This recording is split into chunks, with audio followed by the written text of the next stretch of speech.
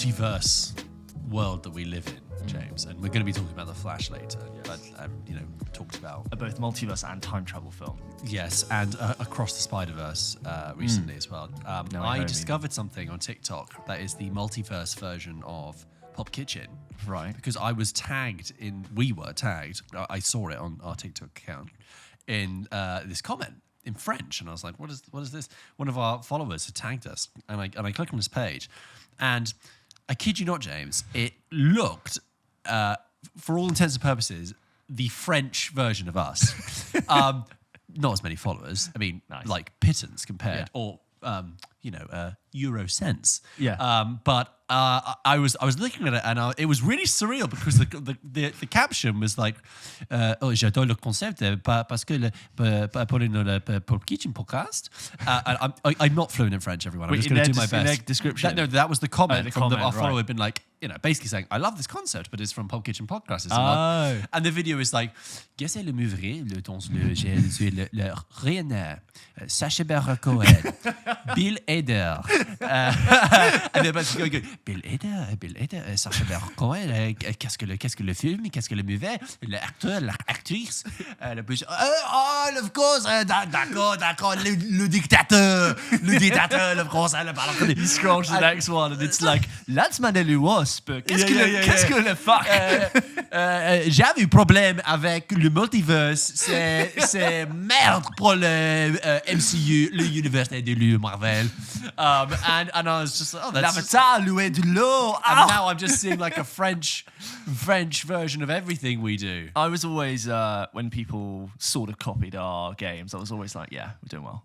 Yeah, it's good. Good sign. But now the big accounts copy them, and I'm like, well, as long as people, I do appreciate when people call out and say, oh, we saw that. I mean, not that they're like completely original, but in the comments were like, yeah, I saw it on PULP Kitchen. PULP Kitchen does better. Apologies to any French listeners or any French-speaking listeners. That was obviously not intended to be an accurate representation of le français. Look, je voudrais parler avec toi en français, mais mon français est assez mauvais.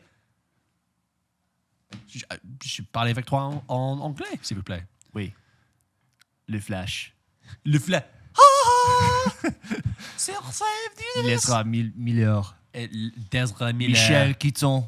Michel, c'est le man de Bat.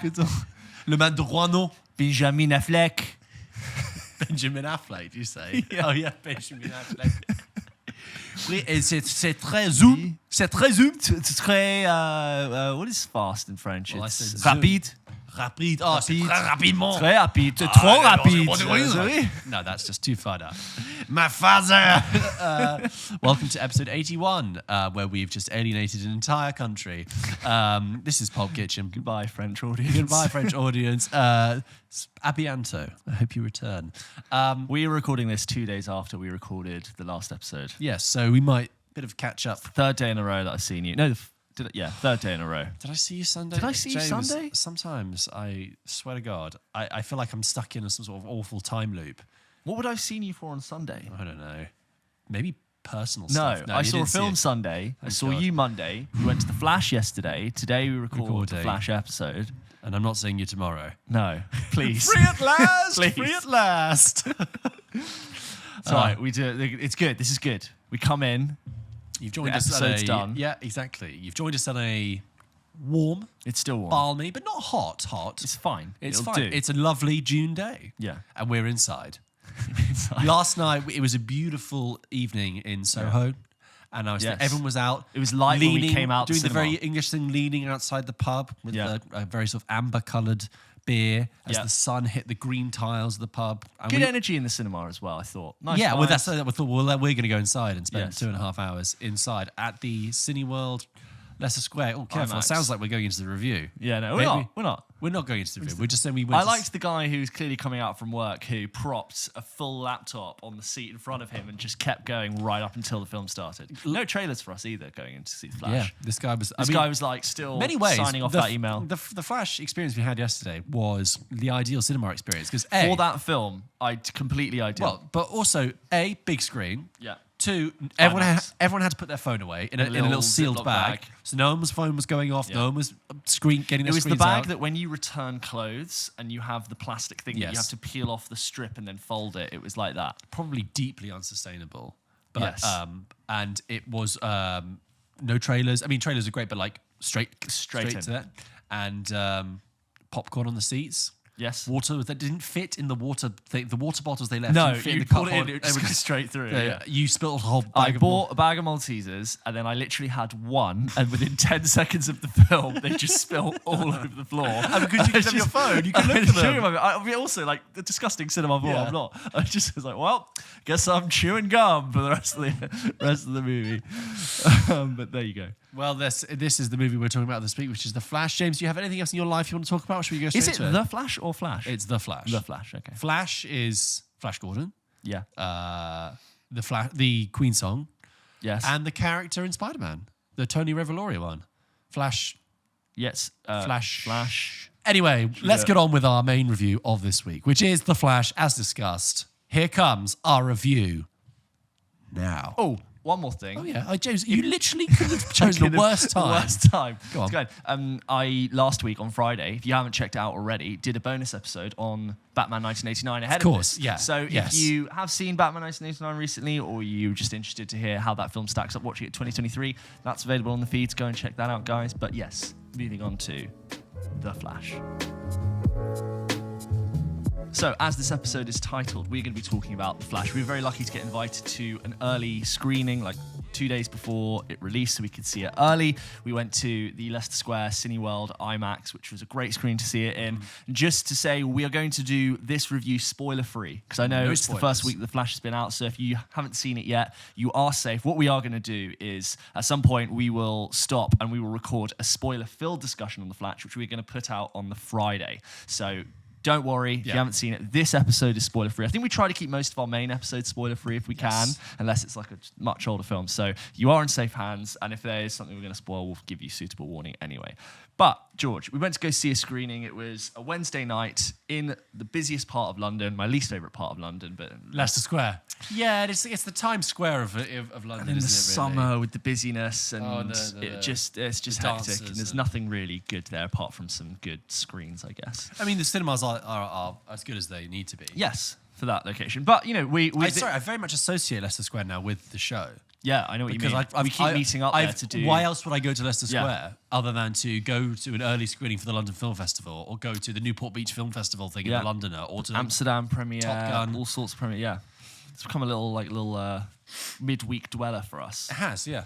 Anyway, as we said last week, we were talking about how the DC a few years ago announced that James Gunn was going to come and basically take over the creative That was direction. announced like 6 months ago. 6 months ago. Sorry, but James it Gunn- is important because we've had Thank many you. years. So, like, Thank you. recently, Recently, I James think Gunn was like announced Christmas as, time. after some very lukewarm receptions to a lot of their films, and let's be honest, a slightly rushed and what has felt slightly misdirected 10 direction. years. A Over 10-year years. period, you can say, this sort of DCEU, the DC Extended Universe. Yeah. You sometimes call it the Snyderverse because it was kind of Zack Snyder kind of yeah. running it through with Man of Steel and Batman v Superman, obviously Justice League.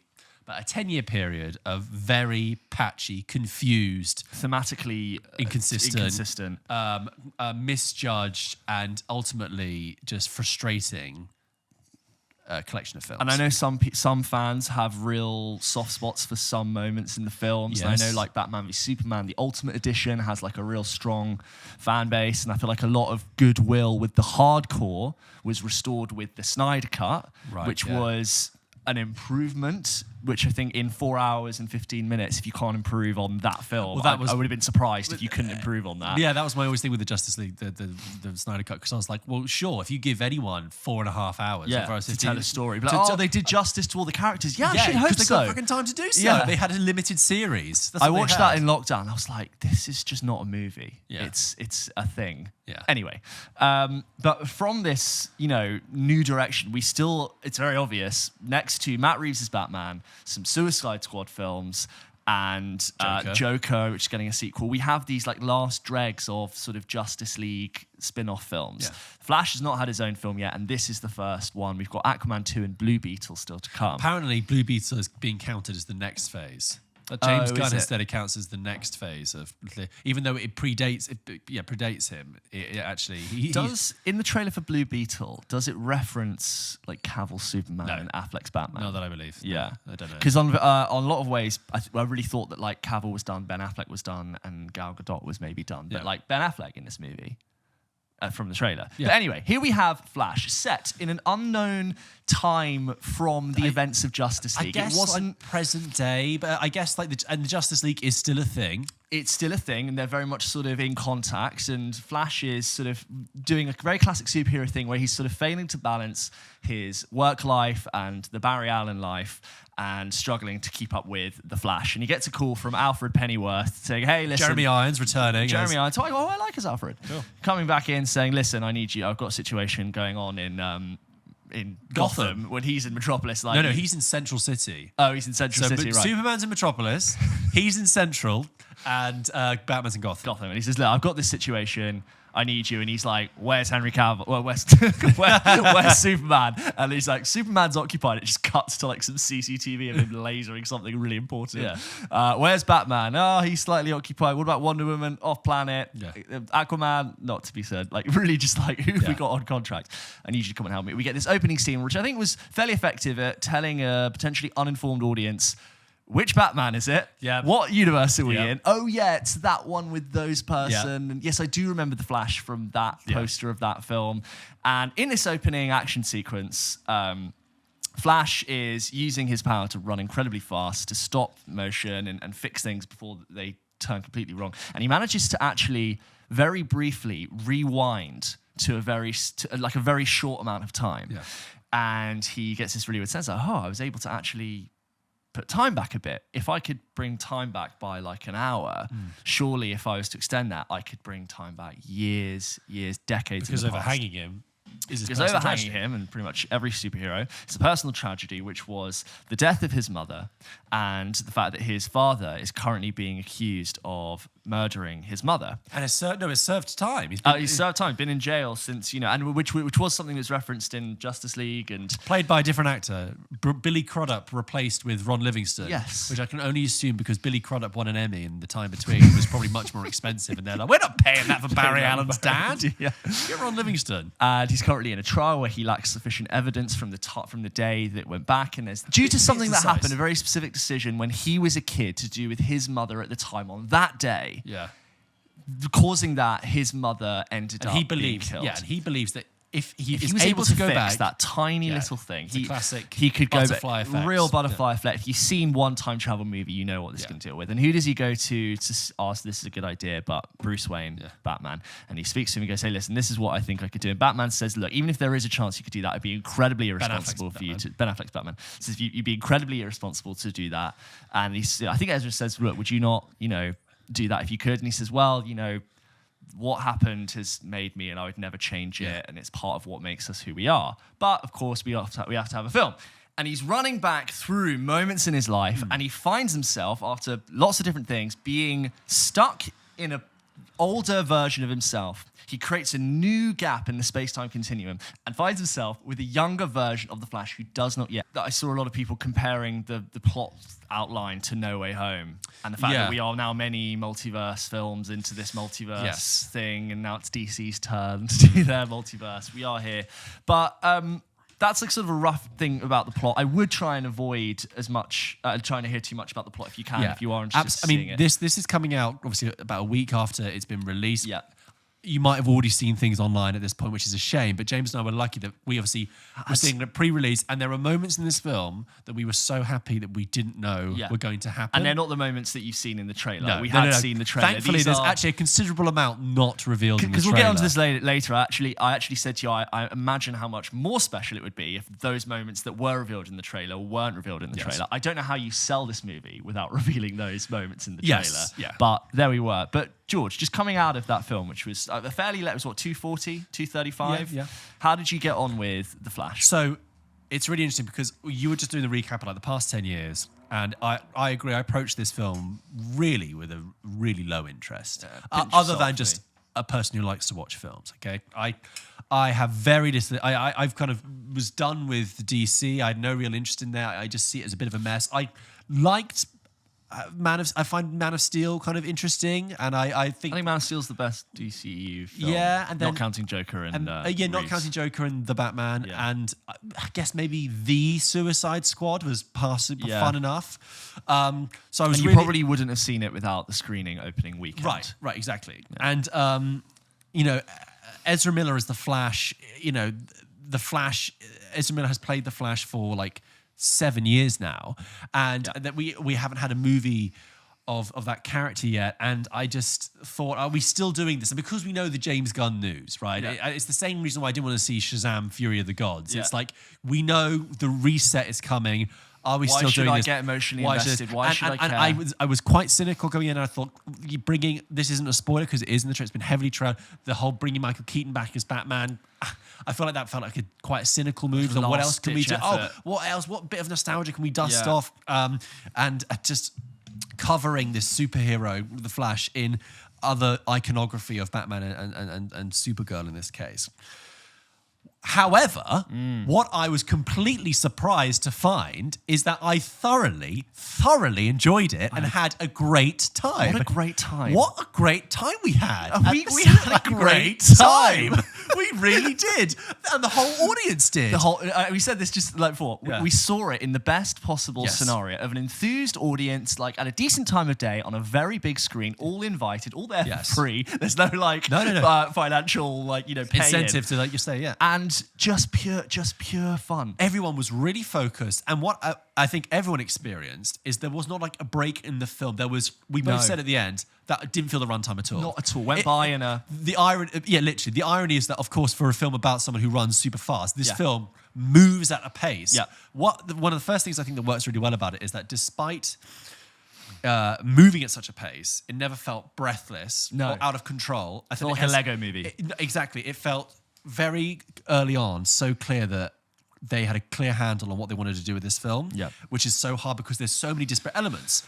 Who can we get? We start with a scene with Batman, and we get some other characters that we've known jumping in there. And I'm like, how well do you know who's actually going to be able to be a part of this and do a scene and contribute to that story? When it began, and it's a really good opening 25 minutes, the sort of action scene, and the chase and the spectacle. And I remember thinking, this film has a lot to do. This film has a lot of things. It's got to establish the character of the Flash as an independent solo lead character, lead protagonist. Introduce a conflict, introduce something. It's got to re-establish where we are with the other DCEU characters. Yep. It's got to make you care, and it's also got to be functional as a story. And I thought, oh God, it's really got its work cut out for it, this film. And I think the film really met that challenge. Like I said, the pacing and the handling of what it wanted to do, for a film that from the outside, as we were just saying, looks very messy. Yeah. If you see the trailer, which does show too much, or you try and describe it, you're thinking, there's a bit of Batman here, there's this and that, he's got to run back, but there's two of him. Guys, it's like, you can't describe how, when you actually watch it, it just sort of all makes sense. Yeah. It's weird. There's a spaghetti metaphor at the center of this film. Yes. Which it explains its own rules of time travel. Which makes sense completely. And that is like the film in itself. It's like, you know what? I wouldn't have explained it like that, but you have explained it perfectly. It shouldn't work, but it does. Like all modern time travel films, it loves to throw Back to the Future under the bus. Turns out Back to the Future is a bunch of bullshit. There's a really good... Did you get that Back to the Future joke when it first happened? What joke?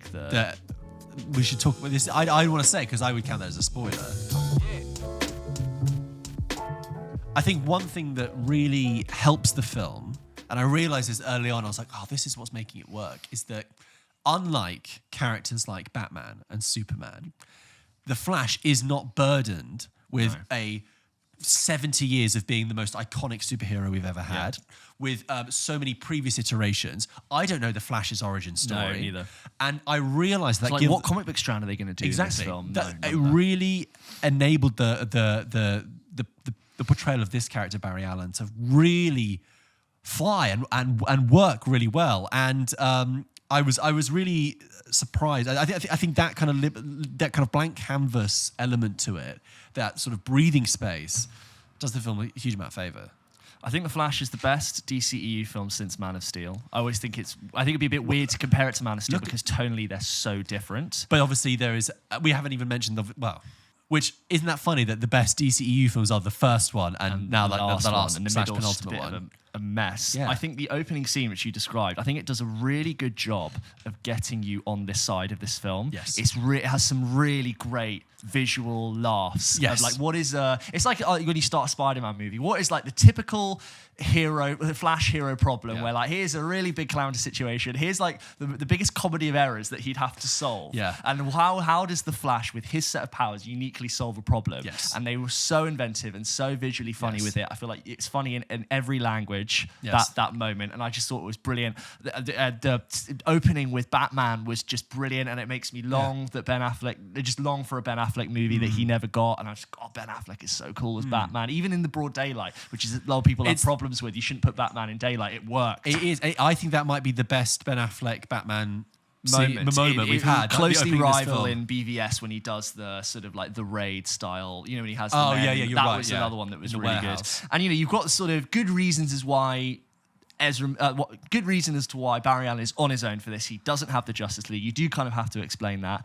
And then I think what's interesting is you and I had this conversation briefly before we went in. You were like, do we like Ezra Miller as Barry Allen? Do we find him annoying? Yeah. And I think I sort of said maybe a little bit, but he's actually provided a lot of comic relief in those very intense films. And I think what's really interesting is we get two versions of Barry Allen in this film. And I think what they clearly realized is that we can't have this quippy comic relief character piloting this. We need to actually break off. We still want to have that in the younger version of Barry Allen, but actually this more focused version of Barry Allen has to take the plot forward, and that's what happens. You end up with both versions, and they act as quite a nice comedic foil to each other. I actually think Barry Allen has quite good chemistry with Barry Allen, and I was very impressed with the having two people on screen, the same actor on screen at once, and it worked. I was never really distracted by it. Yeah, I think it reminds me of two things. First of all, I think the comic tone and the sense of humor of this film is handled really well. Yeah, it is throughout, funny. Throughout, it is genuinely funny through. and not annoying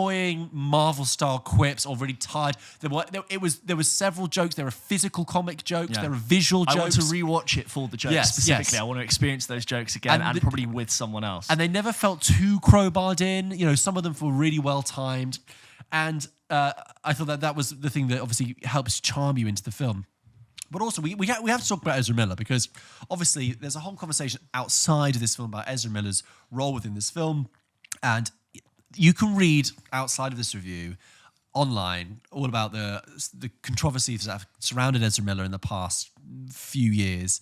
And, we're not here to talk about that because we're just talking about the film. As well. And it's still evolving. But the thing is, I would like, as we're talking about the film, objectively talking about the film, the things that are in it, I would like to talk about Ezra Miller's performance, because looking at the film and their role within it, Ezra Miller is really good in this. He really, really carries the film entirely so well. It's two personalities. Two lead performances. They have to be like the third chapter of a superhero story in the experience done or before, and also tell the origin story in this film. And it works so well to have the older version telling the younger version how you're meant to do it. And it's something quite funny about, no, you weren't meant to do it like that. You need to do it like this. But they just carry it so well. I think their performance is just...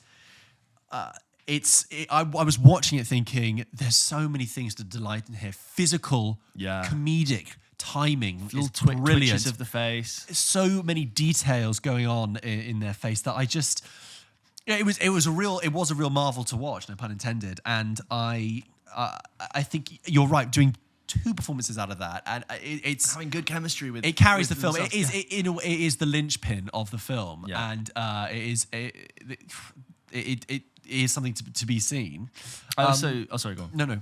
I thought I was immediately impressed with its the way in which it shoots the ultra speed, and like the way the camera went warped and and flying through, and it's something that could really easily feel cartoony and mushy, and we'll get onto moments later which we thought, I think the visual effects maybe slightly let themselves down, but all in all I found the speed invigorating and fun, and on the big screen it was and distorted and pow and lightning, and it was everything you wanted it to be to show speed, and I thought they did a good job of like showing you how fast the Flash can go. You immediately believed and understood Barry Allen's power. And as the rules Flash. of like, if you go too fast without your suit, you're Yeah. going to have friction and heat and all sorts. That's it, and I felt that way you can really invest in it because then you can invest in the challenges and the threats that person has as a superhero with their power. That's probably the first film in a while that's been 2 hours and 40 minutes where I've really not felt the wrong time. Yeah. A lot of films, especially in this year that we've talked about on the podcast, that have been that long, I've commented on it being a problem. Yeah. Like, I'm actually quite bored of myself commenting on runtime.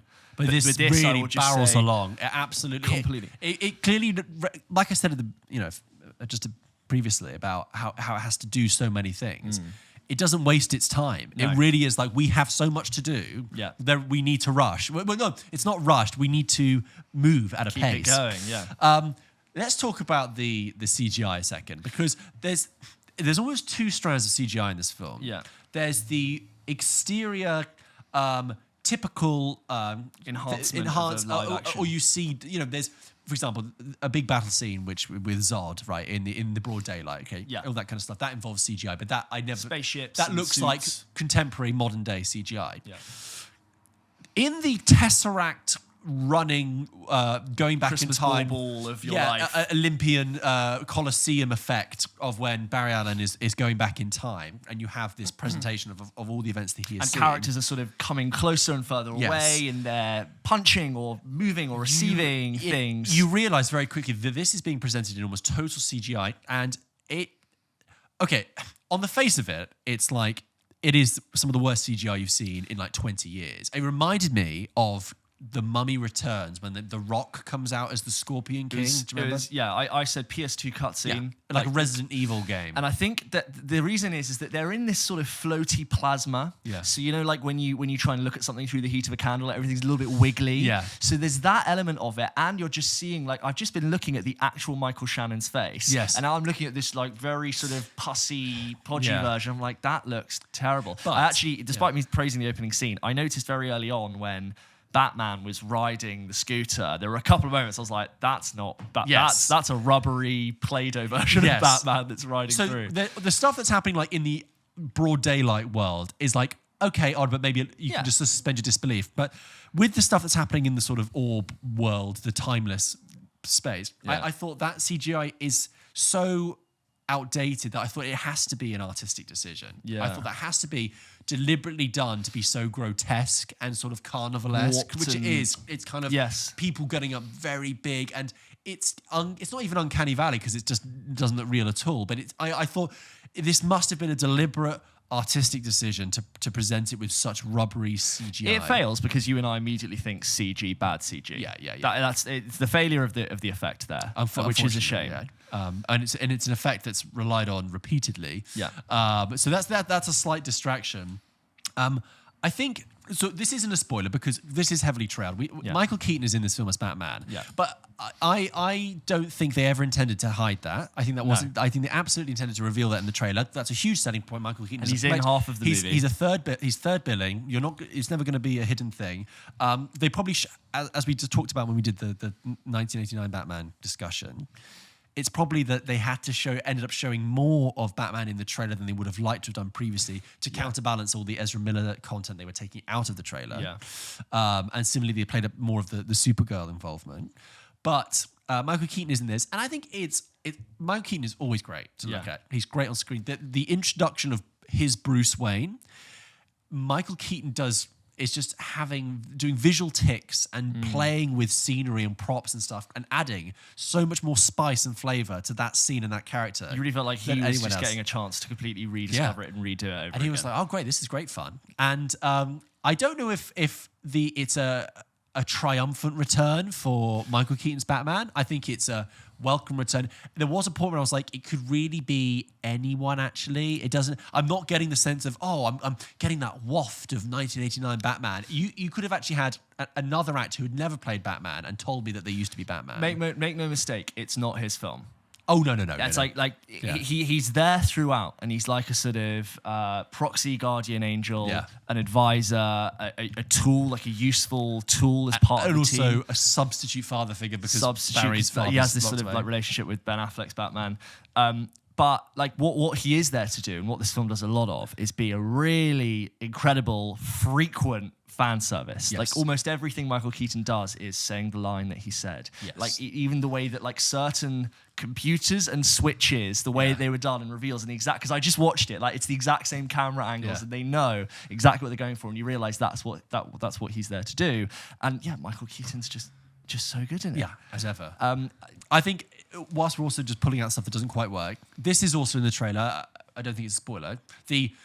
There's not really an antagonist. I think the film is actually quite interesting because it doesn't really have an antagonist as such in itself, in the sense that like Barry Allen's struggle with himself and trying to get back. Time is the antagonist. Yeah. But the physical manifestation of the antagonist is Zod, General Zod, Michael Shannon returning from Man of Steel from 10 years ago. Sort of represents like a conjuncture in time. Yeah. Something has to be, you have to address something to do with him to move forward. If you are going into this film thinking, oh, they've brought Zod back, he was such an interesting character in Man of Steel, I can't wait to see what they do with it. You need to let that go. It's a lot of those lines like, we have to terraform the world. It is one-dimensional PlayStation 2 villain dialogue that is complete, almost so far removed from what Michael Shannon is doing in the previous film. It's very rehashing his intentions and what he wanted to do. Yes. Like, I need to terraform the planet. You are the answer. It's the AI version of Zod, with basically nothing behind the eyes. And the Zod threat kind of is introduced fairly early on, but then hangs just in the background until it's needed. Yeah. And then when they finally engage with it, you kind of got stuff. And yeah, it's like you said, the one-dimensional dialogue of I'm here to terraform this planet, and it's a thankless role. Yeah. And Michael Shannon, understandably, plays it with as little care as possible because he's just so uninterested. He probably looked at all the lines and went, well, I really only have this job in this movie. I will deliver it like this because there's nothing really for me to do here. I would say maybe a week's filming. Yeah. Maybe two weeks with a bit of choreography. There's waiting around. Yeah. Pickups. But that's the thing. But bringing it back sort of home, I think what we were just continually surprised by is that it shouldn't work. No. This film should not work. On paper, it really doesn't. On paper, it doesn't work. When you look at some of it, it shouldn't work. But undeniably, through a mixture of really good direction, good comic tone, a really great central performances, it's really charming and really fun. In this review, what we brought up, we talked about so many different things being part of this story. And I sort of mentioned the first half being a bit cleaner than the second. And you've got the introduction of Michael Keaton's Batman coming back. The re-emerging threat of Zod, who we already know who's back, but not really. Yeah. You've got Supergirl, who's also on the poster, being introduced in this thing. And it's also a time travel multiverse film. Yes. And I can't help but think that the film is almost like a weighing scale, and we kept loading and loading and loading more onto the second half. Yes. And I just feel like it works. It was ever so slightly on the verge of just collapsing in on itself under its own weight. You've got this side story with Supergirl, Superwoman, which to me is like just a little bit half-baked. I cannot criticize them for keeping it short, because I think it needed to be short to have this film go. But I think the character... And concluding that storyline in the way they do, which we'll talk about in the spoiler review. Oh yeah, we'll say that in the spoiler review. I thought it was an interesting idea to include that character, but I also feel like the character lacked the energy that the other characters had, and I feel like they slightly sucked the energy out of the film when they were on screen. I mean, this is a nitpick. And then when the film does go, like a lot of the latest DC films do, it's a big final sequence with one of your main characters screaming while lots of bolts go in and out of them, which has happened in basically every DCEU film.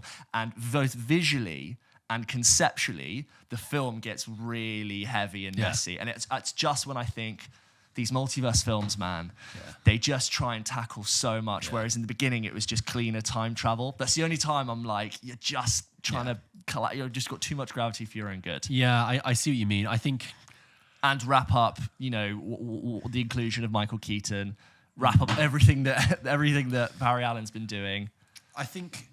But what does save it is that the laughs and the references and the things that completely take you by surprise and never stop coming. Exactly. There are surprises in this film, which we're not going to talk about now. We'd never have called. And I don't think it's... I mean, tell me if this is too much to say, but this film, it has its thing and it has its climax, then it has its epilogue, and the punch it ends with was so good. brilliant. We were like hitting each other.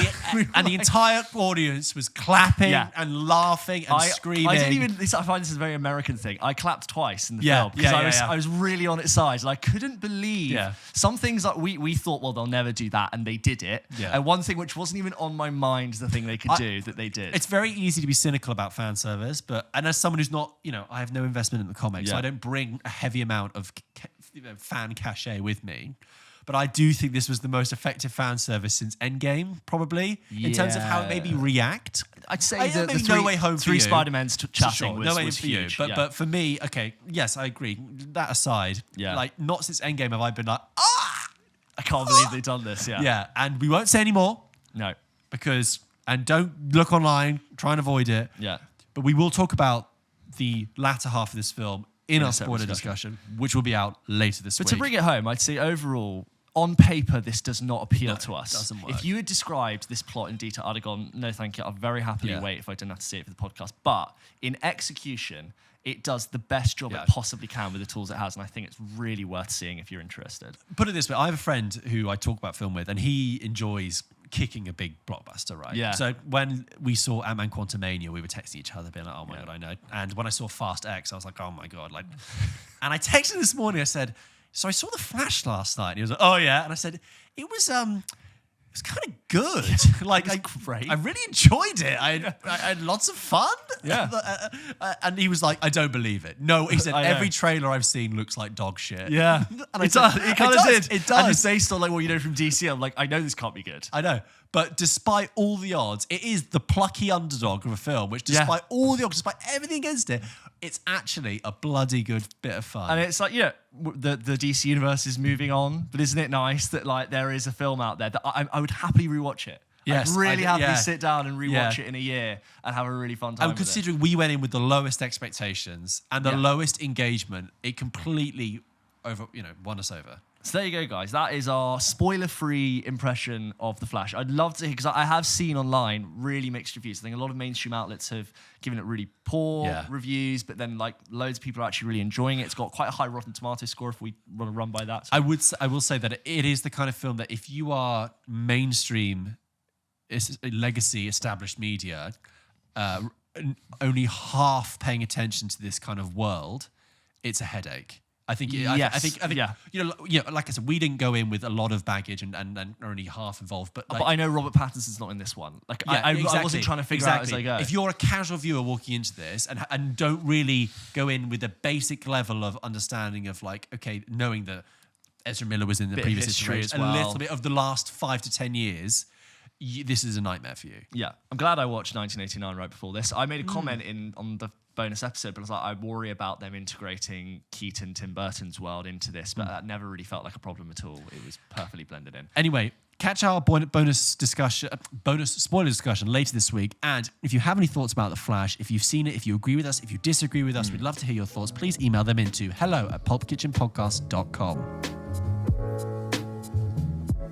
Yeah, I had more fun in that cinema screening. I'm trying to think of the most fun I've had this year. I think it's as really fun as Top Gun Maverick was as a cinema experience. Oh, no. It was close. I think Top Gun Maverick is the better film. I think I agree with you, Top Gun Maverick is better. But in terms of when was the last time I had that much fun at the cinema in that sphere? Yeah, I know what you mean. I enjoyed Guardians 3 more than you. I really enjoyed that. I had a really nice time. That made me feel I really enjoyed that. But I know what you mean, this kind of, it's a movie. Yeah. It's a popcorn. It's not to do the Harry Styles talking about Don't Worry, Darling. It's a real movie. You watch it and it's like, that's a movie. Yeah, thanks, Harry. I know what you mean about the Top Gun reference, but it is that kind of, come in, sit down, we're just going to have a lot of fun, and then you leave. And if you forget about it, don't worry about it. It reminds me of how much I know superhero films are the result of this.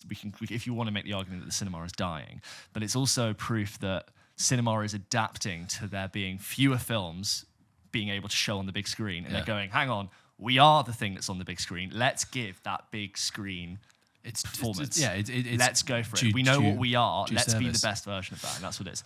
Okay, what happens now, as ever, guys, is we're going to read your emails. As you know, every week we read your correspondence that you've sent into the show. And I'm going to begin this week with an email from Damien, who writes in to hello@pulpkitchenpodcast.com and says, "Hey, guys, big fan of the podcast. Nice. And can I say, I am now a long-time listener. Oh. Of course, originally found you from TikTok way back when the podcast had single-digit episodes. Nice. That is long-time territory there, Damien. Thank you for your service.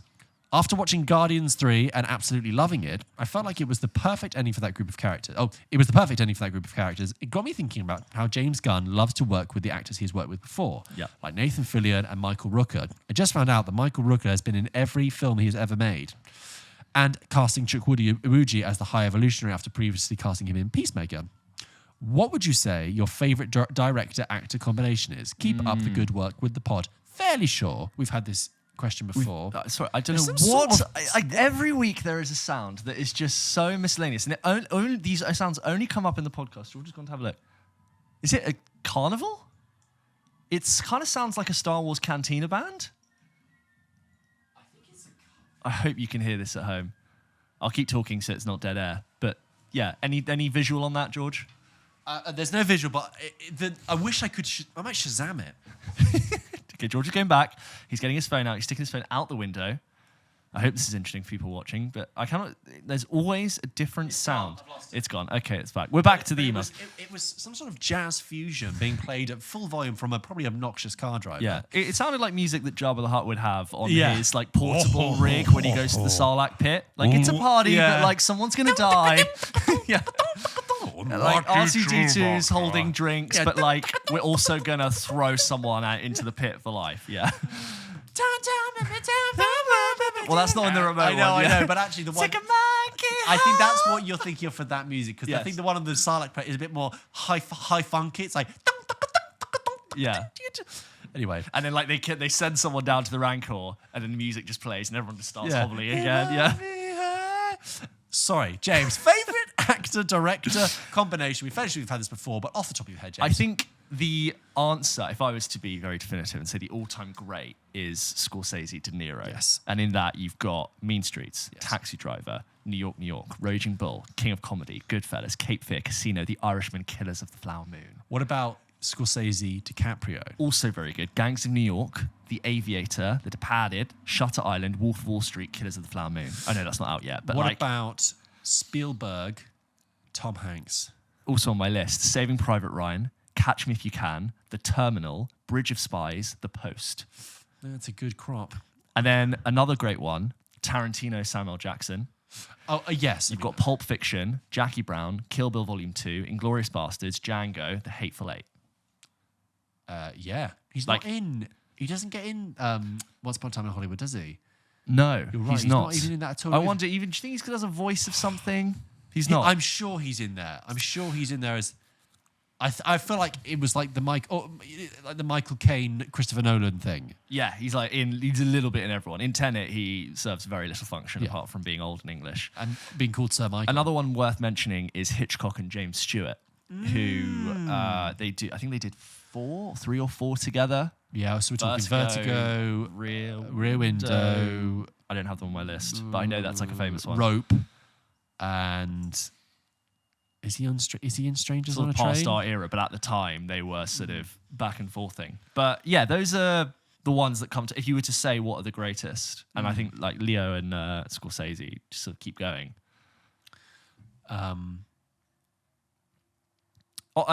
Speaking of Nolan, he has his crew. He likes Cillian Murphy, likes. Nolan's crew, you're saying? Yeah, Nolan's crew. Cillian Murphy. Anne Hathaway, technically. Christian Bale. Tom Hardy. Tom Hardy likes. How many times has he worked with Marion Cotillard? Marion Cotillard he's worked with twice. Yeah. Obviously Christian Bale, as you said. But he does keep it. He does sort of, he has his people and he goes, I liked this. Let's do Kenneth Branagh. Branagh. in. He is in the trailer for Oppenheimer doing the dodgy accent again. Is he? It's not dodgy. It's just that like it's Kenneth Branagh doing accent, saying you do not know what you have unleashed. And I'm thinking, just be English, just man. be Or English. hire a Russian. You got Matt Damon returning in Oppenheimer after spoilers being in Interstellar. Yes, that's right. Yeah. Do you hear your children? Oh yeah. Do you hear them?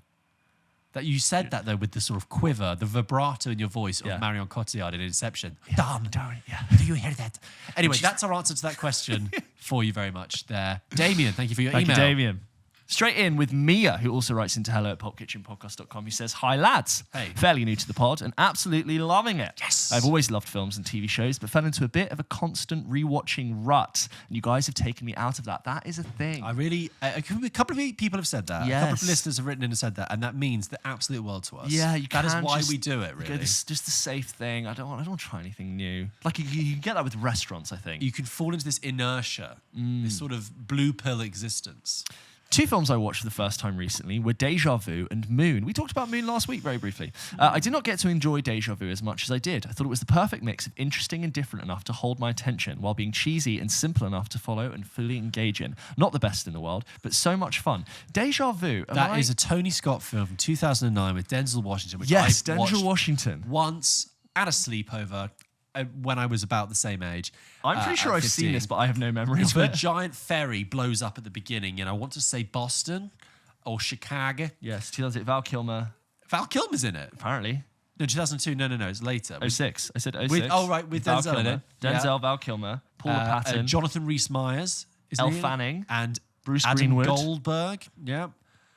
It was like a real DVD bargain bin film. Yeah, and it's the one where it's just the cover. I just looked at the cover. I was like, I have this on DVD. Yeah. And it's the one where it's like Sub-Minority Report knockoff, where it's like they can rewind time to solve a crime or something. As for Moon, a very human and simplistic take. Sorry. Do you have anything else to say about Deja Vu other than that? Me? Yeah. No. Okay. I literally, I remember it. Yeah, that's it.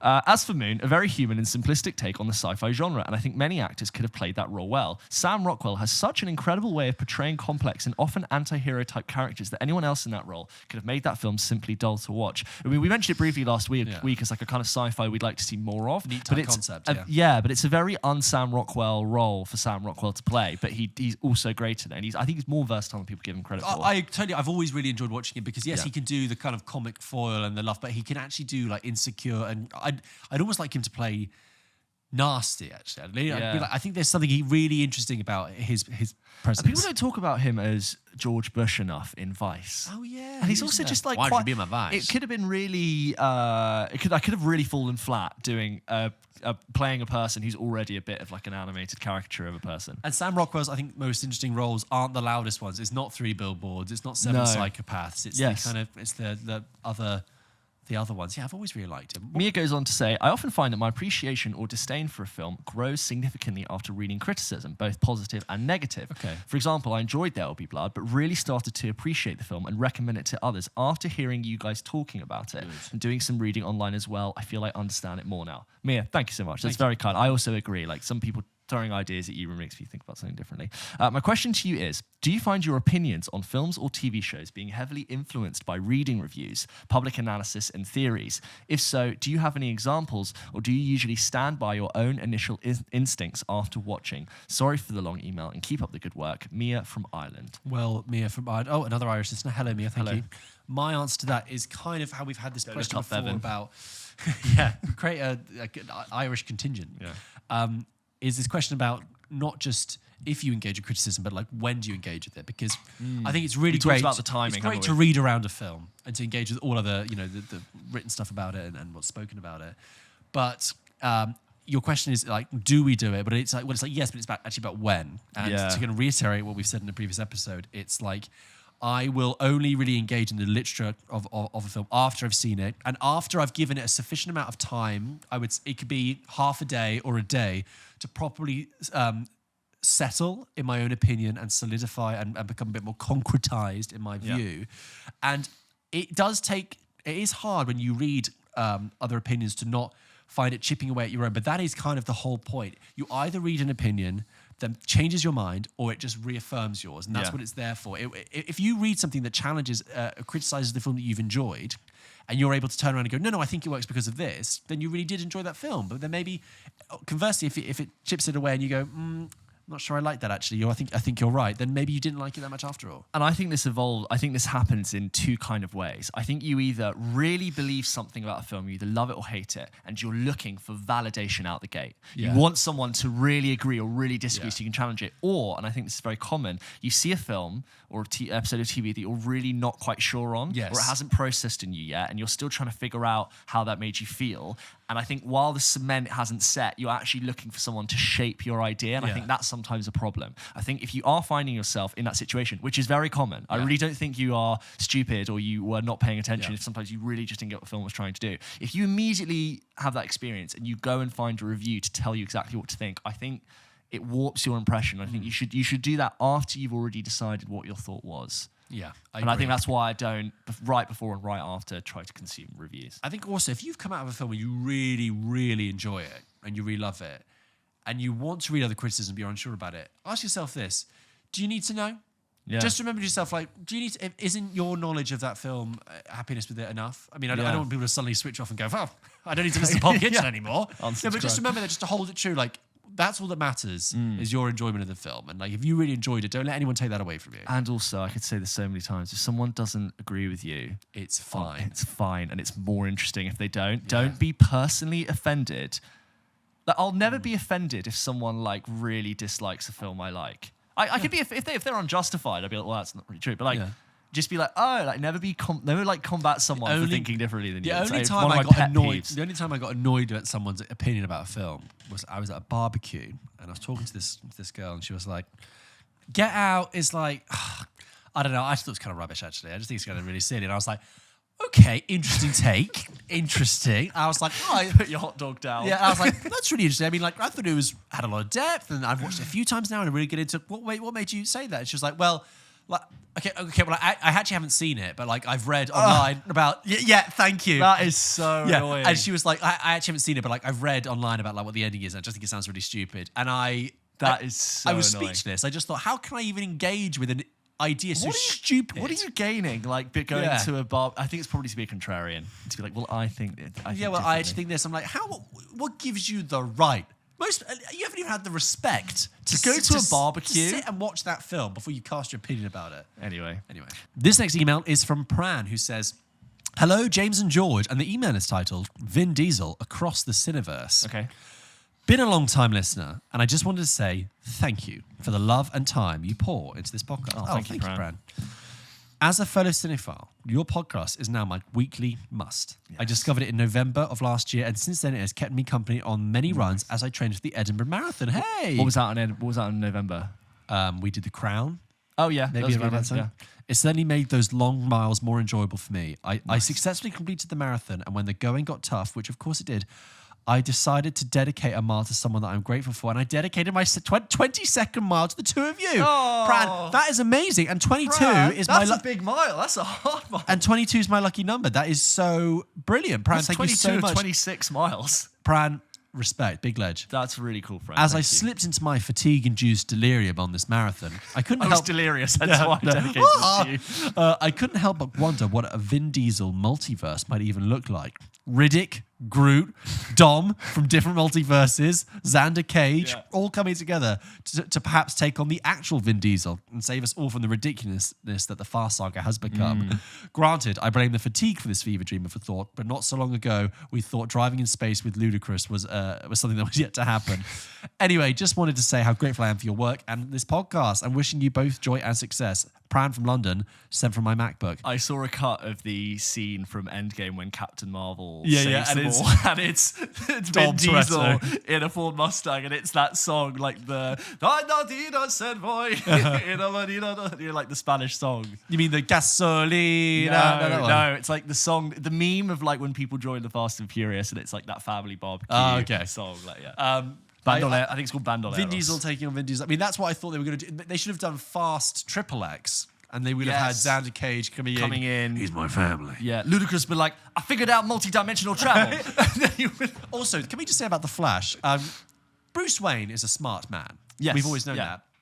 And both the Ben Affleck Bruce Wayne and the Michael Keaton Bruce Wayne in The Flash go from being guy who is smart, who is a successful businessman who knows how to fight crime to being someone who fundamentally understands multiverse theory and the consequences of breaking the timeline. Yeah. At least in Endgame, they had Tilda Swinton's the all-knowing, all-seeing person. One, yeah. But in this, Michael Keaton's like, oh, you broken thing, but you can't do this and you can't do that.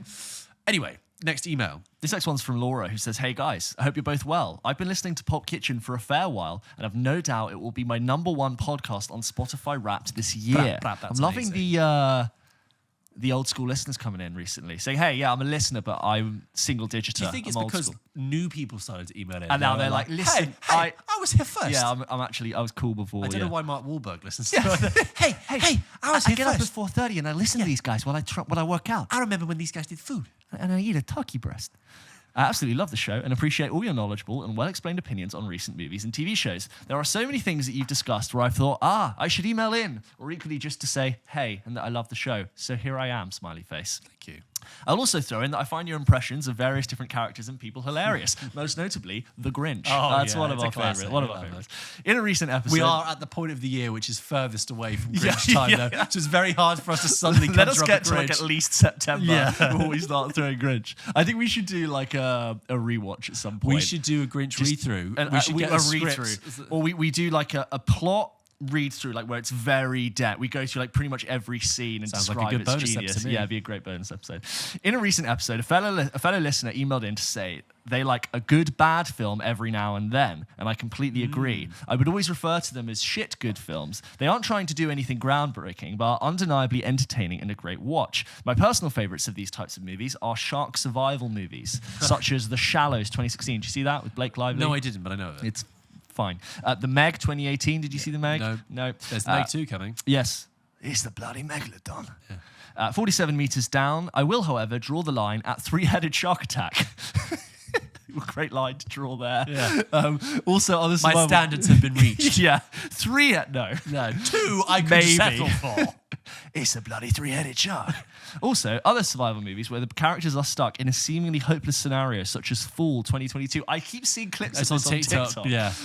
And Frozen 2010. But not the not the animated Disney, but the horror thriller about the 3 friends being stuck on a ski lift. These types of films are hard to watch and keep you peeking from behind your hands, but also marveling at the spectacularly unrealistic feats these characters seem to achieve and try to escape. What are your favorite monster survival hopeless scenario films? I just thought of Buried with Ryan Reynolds. Oh God, yeah. You seen that film? No, but I know it. It's a film. It's one of those it's 90 minutes in the box, and he has a BlackBerry.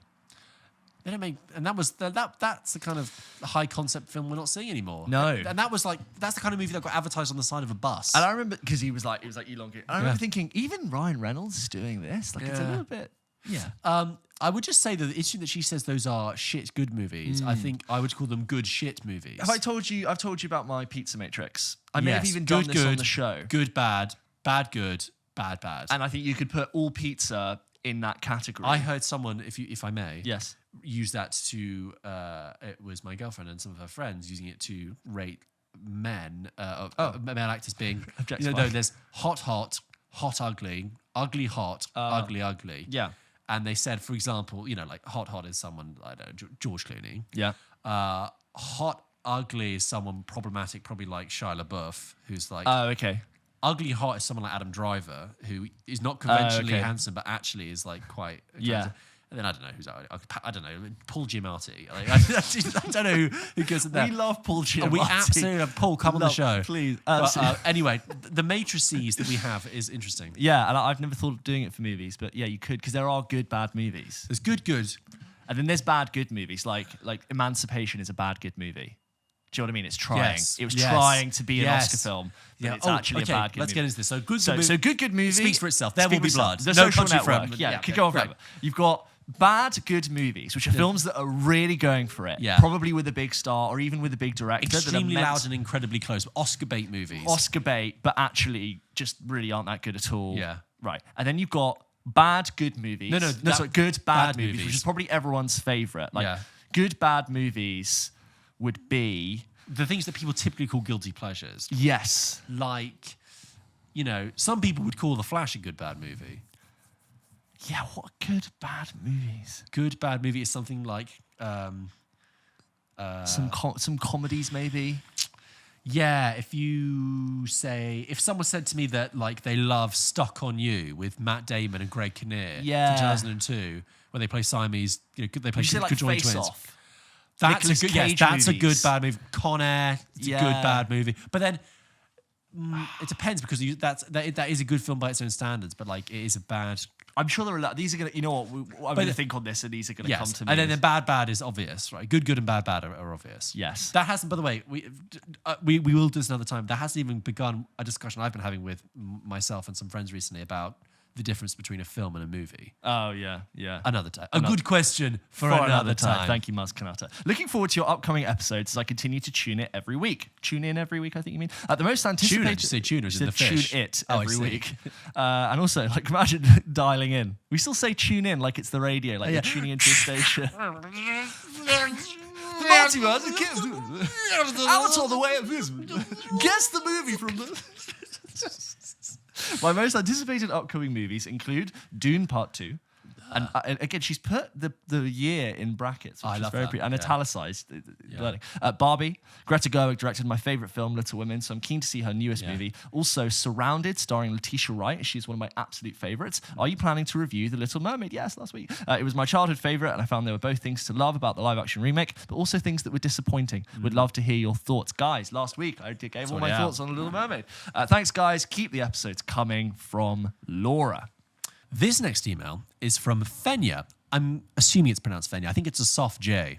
It's jogging or jogging. It's Fenja. jogging or... Fenja. No, it's Fenya. No, it'll be Fenya. No, it's jogging or jogging. I think it's a soft J. Yeah. Ron Burgundy. Hello, James. I once on a holiday in Spain was like jumping off like one of these like mini cliffs into the pool of the hotel we were staying at, and the lifeguard used to come up to me and go, "Hey, no jumping." And to this day, me and my siblings, whenever we jump somewhere like into a pool, we're like, "Hey, no jumping." And we'll like casually, like, because I was just on holiday with them, like, "Come on, jump in." Just like this guy has no idea that for like 20 years he started something that's never been there. So Fenya writes, "Hello, James and George, and hello from Germany." Hello spelled H-A. Yeah, hello as in hello. Hello. First, I just want to say how much I enjoy your podcast. Thank you, Fenya, and I hope you're also part of the North German contingent along with our other listeners. I like to think they get together on Wednesday evenings with a brow of beer, and they say how much we like Pulp Kitchen. I found it last year on Instagram, and I have not stopped listening since. I love it like... if that means continual listening, like everything, like Fenya, come out of your room, it's Christmas. Whatever thousands of listens we think we've got, it's just Fenya on repeat. Different machines, play. Please do that if you fancy it, guys. That'd be great. It was also one of the things that made me discover my love for cinema and films. Nice. I've now found the courage to switch my uni degree from law to British literature and film studies. Oh my God. Thank you for that. Who wants to have a well-paid job when films are right there?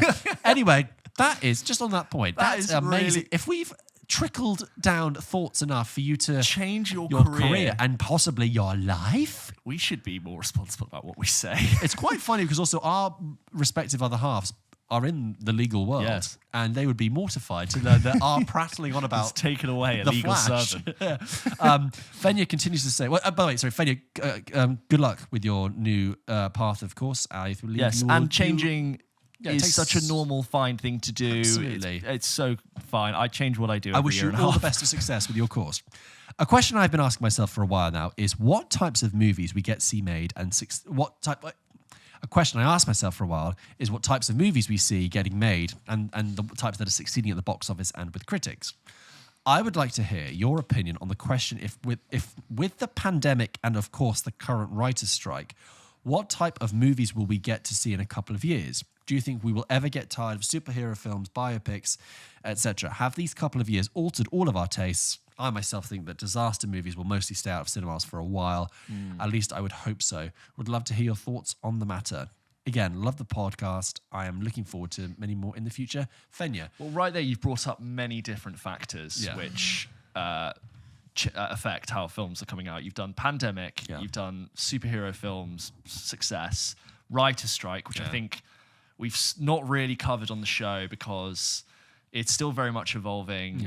To do it correctly, I don't really know how to cover it. We are fully aware of the writer's strike and are really interested in it, but it's because also I think that out of respect, James and I are not close-track industry analysts and not industry experts, and we wouldn't want to talk about a complex industrial action without being able to do it fairly and with good research. And on other podcasts I listen to, I've heard people who work in that industry and even writers talk quite well about it in brief little snippets. But again, like I don't want to give any definitive take. I do worry, based on the last one, of all the great shows that were either cancelled or really suffered, or had short seasons or bad seasons and things that just really like ran out soon. So it's very concerning. Like there's a big story that Severance season 2 has just basically been halted.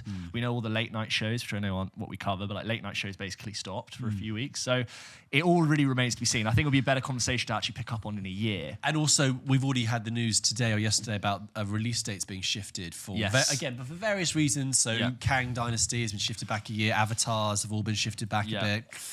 But separately to the writer's strike, in terms of tastes and coming out of COVID, I think it's less about taste. I think it's just more about where people watch their content still. I think that's the primary thing. I still think people will watch something if it's very good, and that sounds like a really boring thing to say. Like I think genuinely people are seeing the good films, and people are really. I think we often do a disservice to audiences by thinking that they don't know what they want or that they aren't very well cultured in their taste. But you've got to remember that there's so much stuff out there to watch now that audiences are very not well read visually in their stuff. So I think in terms of like getting tired of superhero stuff, I mean that's already kind of happening a little bit. But where do we see it going? I don't know. Just as long as there's variety. I mean, we talked about last week with like the absence of mid-level, mid-size, small budget, tight one-off films, and I think we just need to we need more variety in the field. We can't just have big, massive films and tiny films. Well, I think that's exactly what's happened in the last year. Everyone's gone, oh, you only want to see the big movies at the cinema? Fine. We'll make more bigger movies. Yeah. That's why you get the big stars going, oh, you do these big marketing campaigns. Oh, but you've got to see it in IMAX. We shot it in this way. And look at, everyone's taking a leaf out of Nolan's book, and people go and see his films because there's literally a reason you cannot experience it the same way at home. And I just think Hollywood is just going to lean further into that. I also think that, have you seen that on a lot of posters now? They'll say only in cinemas. Yes, they need to clarify. But it's like, I always find there was an overlap where we got a bit of both. Yeah, and I find it annoying because it's like, are you saying it's only in cinemas on May 29th, that one day? But it's like, experience it only in cinemas, to clarify. And then similarly, we've talked about how streaming services give you access to all content ever. Right? Yeah. And then there's this whole news that, Netflix recently cut down on account sharing between households. And you see they got the highest increase in sign-ups, in Canada, even more than COVID. Wow. Isn't that insane? That is. Think about this. The membership goes like this, COVID, like this. And then it's like, I just did like a little graph with my hand. Which is very interesting. So that's not going away anywhere. Guys, thank you so much for sending in your emails this week. We love to hear from you. We're doing our best to work through them, but we still have a few more. But keep sending them in to hello@pulpkitchenpodcast.com, and we will do our best to read them out. They bring us the show. Sorry, James, for interrupting you there. They bring us a lot of joy. We do. They really mean a lot to us. So thank you. Guys, let's move on to the game.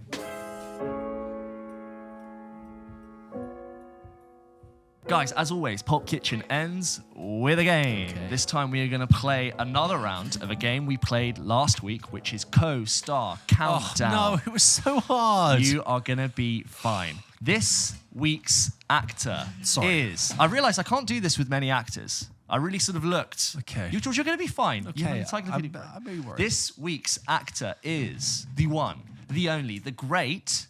Meryl Streep. Oh, gross. Right, now, before you get all the films circulating in your brain, we're going to go for it. George, you have to guess the Meryl Streep movie from her co-star. Ready? 3, 2, 1. Emily Blunt. Devil Wears Prada. Yes. James Corden. The Prom? No. They are in The Prom together. Oh, okay. Into the Woods was that I had. Yeah. Jonah Hill. Jonah Hill with recent. You People? Up? Don't Look Up? Yes. Tom Hanks. That would be... Spielberg. With Meryl Streep. Tom Hanks and Meryl Streep.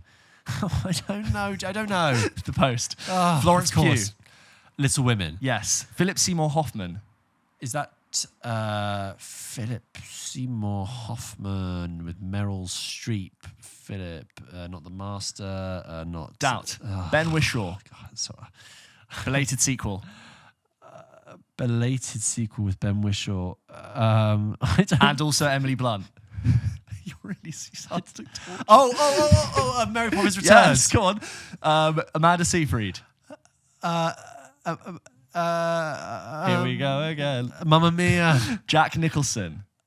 It's not. It's not Terms of Endearment. No, it's not Iron Weed. It's a hard one. Jim Broadbent. Thatcher. Iron Lady. Hugh Grant. Hugh Grant. Florence Foster Jenkins. Yes. Carey Mulligan.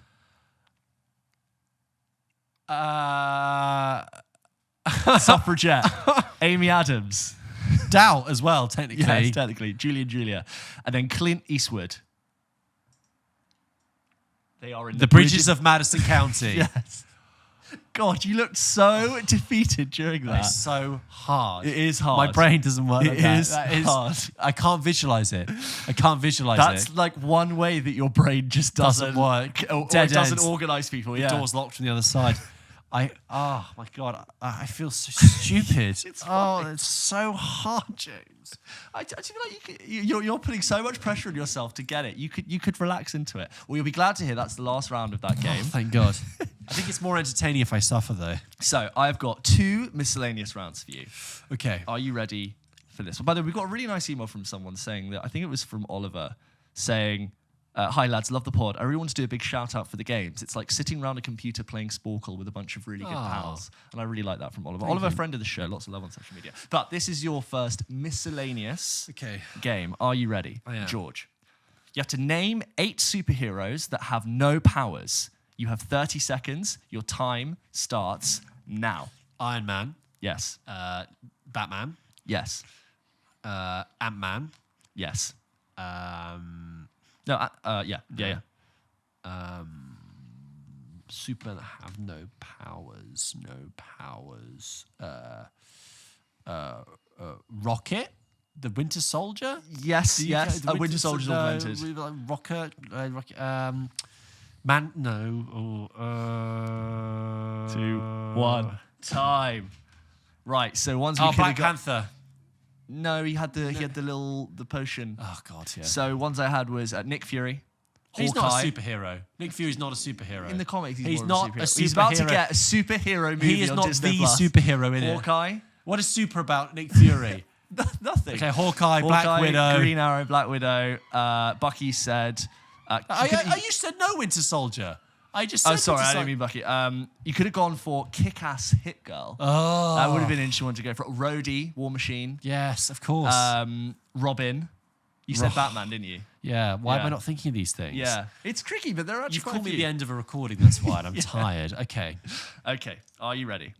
You have to name 10 Leonardo DiCaprio films that are not directed by Martin Scorsese. You have 40 seconds. Your time starts now. Titanic, Catch Me If You Can, What's Eating Gilbert Grape, Django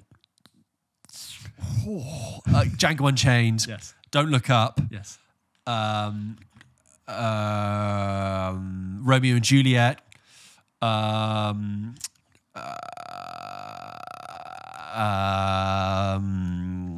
big ones in there.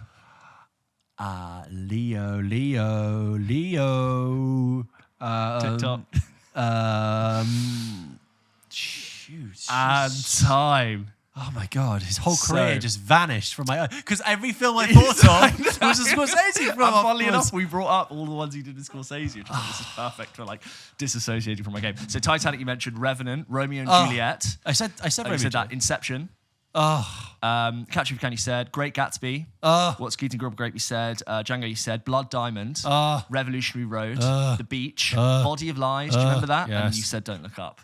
But he's worked a lot with Scorsese and is continuing to work with Scorsese. That's a good question. That was really hard. Okay, that was so really this hard. last round, there's no time. It's going to be more of a thought exercise. It was a fun little article I found that I thought was quite interesting. So, can you guess who are... There's no time limit. This is going to be a fun discussion. Can you guess who are the top 10 most foul-mouthed actors of all time in film.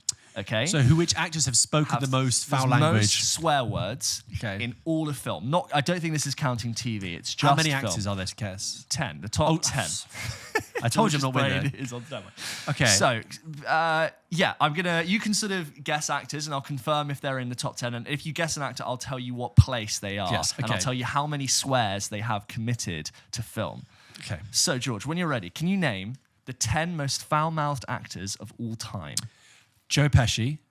Joe Pesci is not on this list. Samuel L. Jackson. Samuel Jackson is 3 with 301 swears. De Niro. De Niro is not on this list.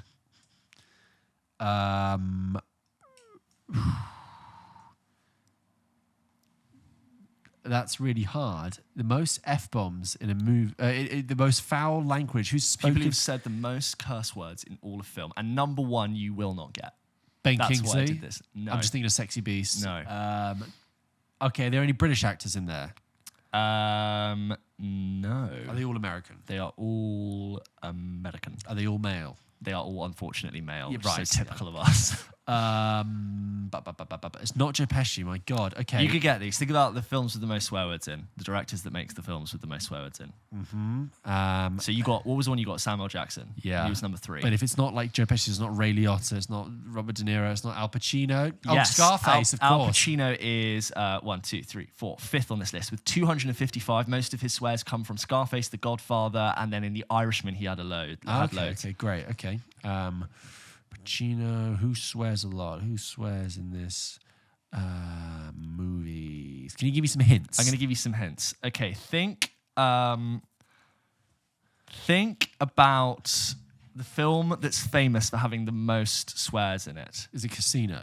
It was that was second. It was overtaken by Goodfellas, The Wolf of Wall Street. Yes. So therefore, Jonah Hill. Yes, Jonah Hill is number 1. Wow, Jonah that's Hill so has interesting. He beats Leo DiCaprio only slightly. So Jonah I didn't Hill know Leo has was in the list, so thank you. 376 because he was in Wolf of Wall Street, which has the most. He was also in Superbad, Yeah, of course. which has loads in there, and then he has some in Don't Look Up. Okay, But isn't that so? So he's number 1. You said Leo's number 2. Leo's number 2. Is Seth So Rogen in hold there? on. Jonah Hill swears 22.9 times per 1,000 words uttered. Wow.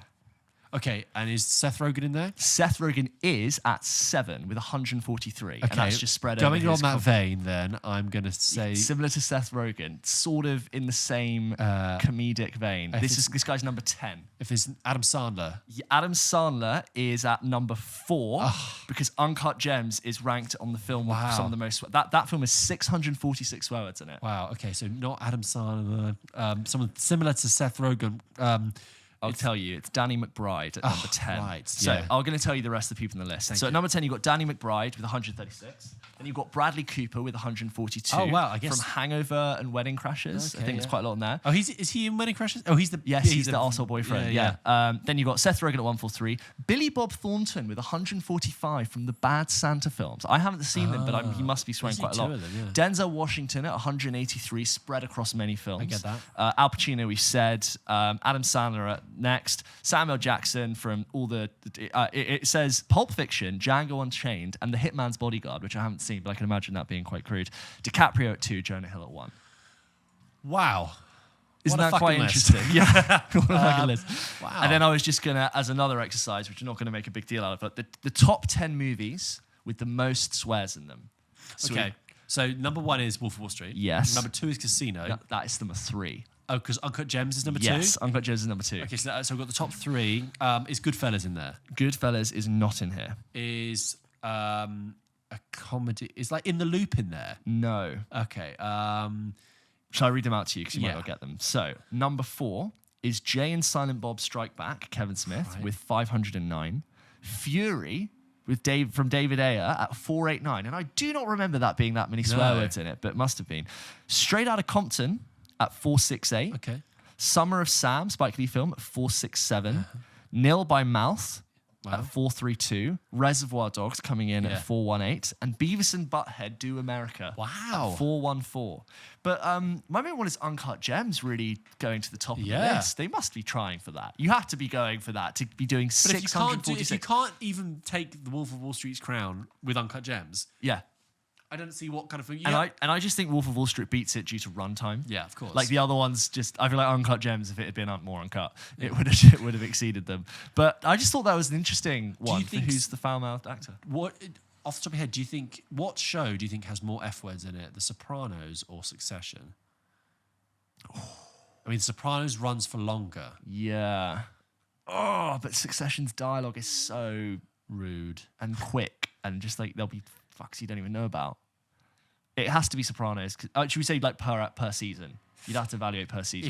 If you did it as a percentage of all episodes, like per GDP, but per episode. I don't know. Could someone do the math? Someone do the math and email in. I am exhausted. I feel like you've used my brain as a punching bag. Yeah, guys, thank you so much for listening to this episode of Pulp Kitchen. We really appreciate you staying till the end. We hope you enjoyed it as much as we enjoyed making it. Don't forget, you can listen to new episodes of Pulp Kitchen. Yeah, we post it. They listen. Post it. You don't need to post it. Every single Wednesday.